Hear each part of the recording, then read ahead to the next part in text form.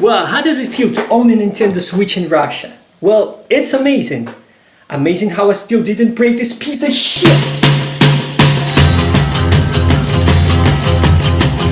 Yeah, well, owning a Nintendo Switch in Russia is a love-hate relationship. Let me explain. Well, I wanted to buy a Nintendo Switch Lite version for a very long time. And why Nintendo Lite version specifically? Well, it's small, sleek and portable. Just like your PP, you know? I mean, the console is cheaper than the other options and it has tons of legendary games. What else do you need, dog? Plus, I only play portable, since playing on a TV with my friends...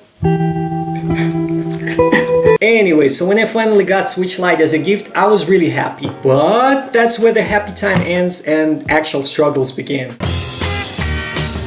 Buying games from Nintendo eShop, forget it. Forget about it. Nintendo eShop is shut down in Russia since 2023. Well, you actually can change the region in your settings for, let's say, USA, and voila!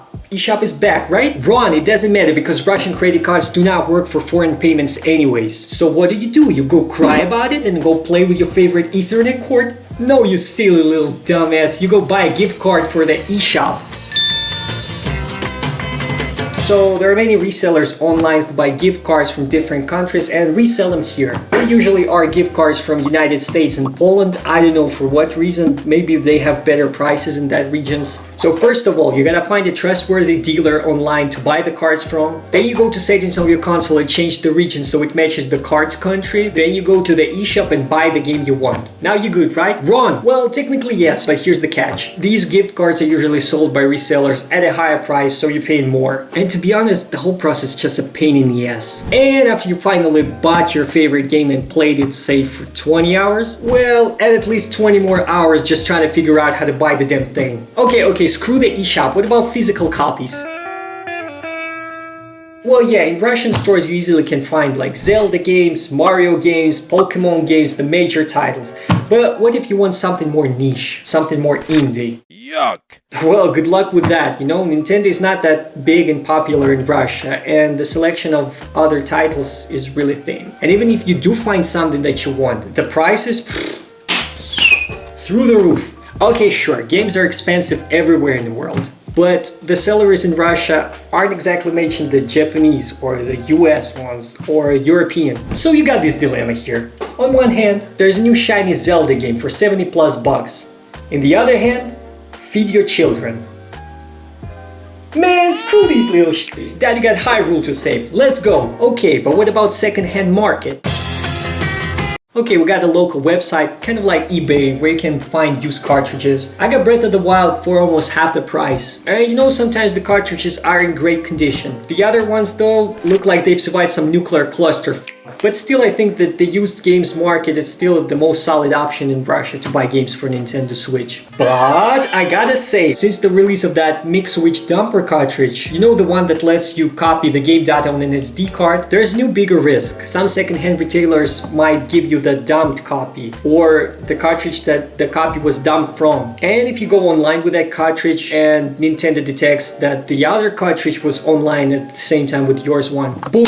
Console ban. So buying at used games market is like playing the lottery. Or should I say, Russian roulette? Man, I hate myself.